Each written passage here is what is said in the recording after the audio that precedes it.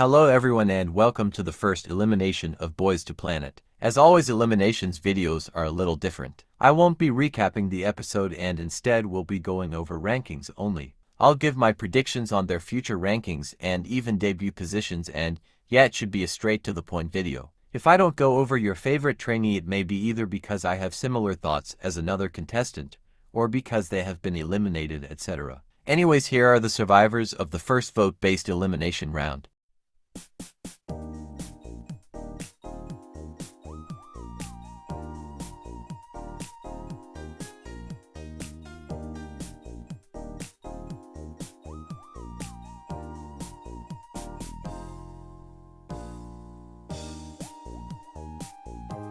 For those who like numbers, here are more specifics. Warning, there are some mistakes, so the original post will be linked for you to go see. Before I show you the most obvious mistakes is that the numbers are points not votes, but here you go.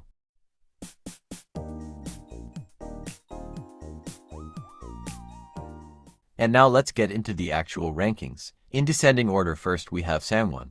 I have to say it, I think I found my personal solo pick. He just won me over completely with Whiplash. Other than that, Sangwon is guaranteed a spot, like 100% he's making it. Frankly, he may be the first center to make it first all the way throughout. I realistically don't see his rank shifting until maybe the end. Even then, there's simply no global trainee that's a threat to him right now, as he's ranked first in both Korean and global votes. The lowest, and I mean absolute lowest, I see him dropping is to third, but I really just don't see him falling out of top 3, or maybe if we push it top 4. In second place is Angson. He's really the only one I see maybe taking over Sangwon, but even then Sangwon's solo fanbase is just so insanely big. I feel his solo fanbase will definitely grow over time and he has a chance to take the first place spot in the end, but I think he may fluctuate a little. Moving on to third place is Jaehyun. I really don't mean this in a negative way, but I was really surprised at how high he ranked. He's really talented, so I don't mind.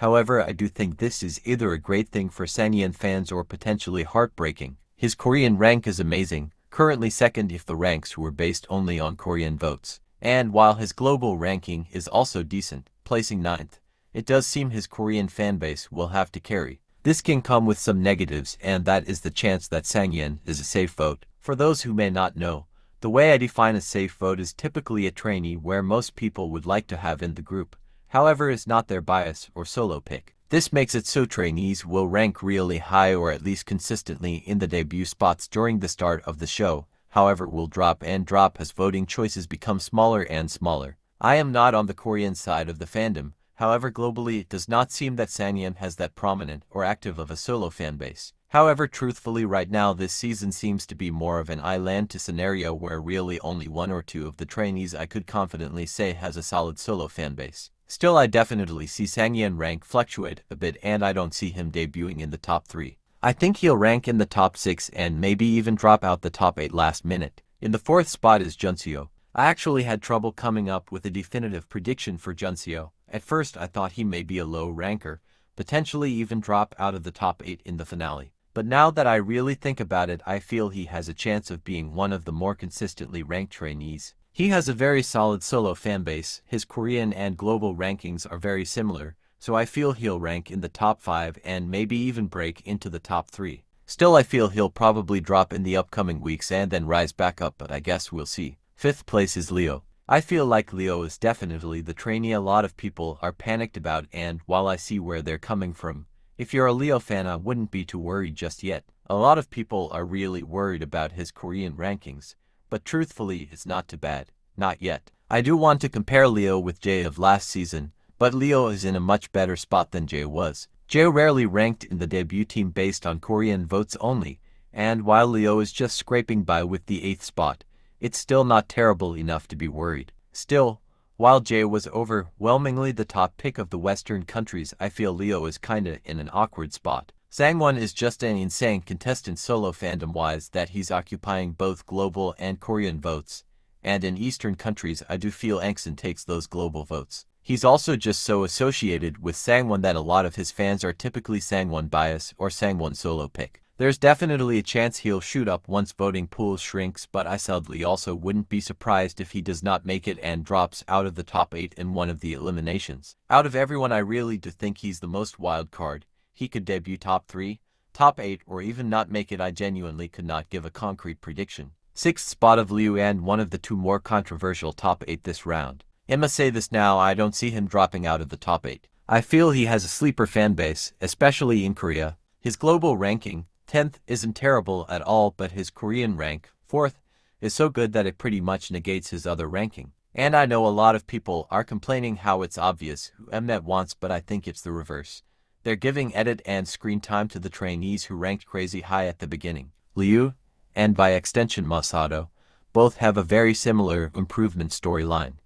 I wouldn't be surprised if by round 3 he'll be one of the main trainees. As for his end rank, I see him making it top 5, and honestly potential top 3. Kangmin is 7th and in a not very secure spot. Both his global and Korean rankings are okay, his Korean at 9th and his global at 6th. I think he may potentially be a safe pick, and I don't see him climbing up to high, potentially dropping out of the top 8 multiple times. Do I think he'll debut? Maybe, and I think this is the first trainee I'll really say is the most at risk of not making it. Ironically, I think Masato is actually in similar spot, but just slightly more secure. He ranked 8th, but both his Korean and global rankings made it into the top 7. I haven't seen many Masato solo stand, but I do think he has them, lurking. I don't see him making it higher than 5th, but I think his rank will fluctuate, especially during interim rankings. With that, those are the top 8, but we're not done. Before I go on to some other trainees of note, I know a lot of people are pissed that only one C trainee in the lineup, and I agree, I'm really mad as well. But I'm especially worried because unlike Girls or even Boys Planet, the ethnicity ratio is technically the same. It's actually better than Boys Planet. While there is only one C Planet trainee, there are 3 non-Korean trainees that made it into the top 8. By ratio alone, this is better than Girls Planet, with 3 foreign trainees debuting, or 33% foreign, as well as Boys Planet, who technically only had 2 non-ethnically Korean or 22% non-Korean. I know Matthew is considered a foreigner, and I understand that, but I feel for the most part when people complain about the lack of global trainees, they more so mean ethnicity rather than nationality. Currently, the Boys Planet debut team would be about 38% foreign because of the smaller debut team, and if we count it with 9 members, for 9ths would be foreign with Xinglong in 9th. Why do I mention this? Because I think Mnet is gonna look at this ratio and say, hey, it's fair. And won't have the incentive of panic like they did when 8/9 girls were Korean during Girls Planet. And as long as Angsin isn't the only non-Korean, they don't have incentive to push more Chinese trainees.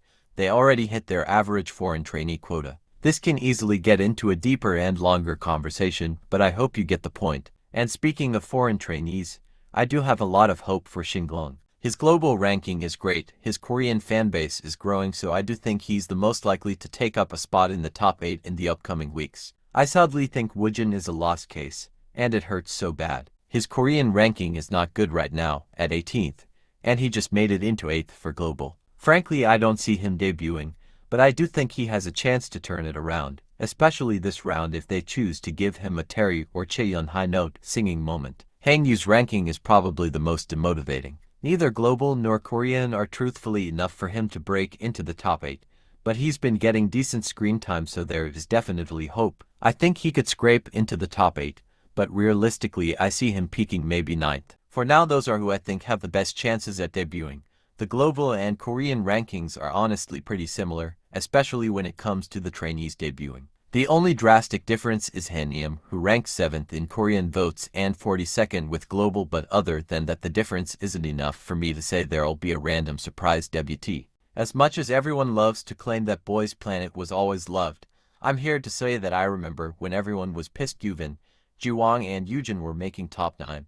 I think it'll be a similar case this time too. Anyways, my personal thoughts for this top 8 is meh. It's probably the least accurate and the final will look different, so I won't pass judgment, but I'm not necessarily ecstatic. Like it'd make do you know, I don't despise it. Anyways, what are your thoughts? Feel free to share in the comments below. I really like these elimination videos because of how chill they are, for me at least, but I know the comments can get a little crazy. Feel free to share your opinion, but at least be respectful. That's all for today. Subscribe for everything Boys to Planet related. Bye bye.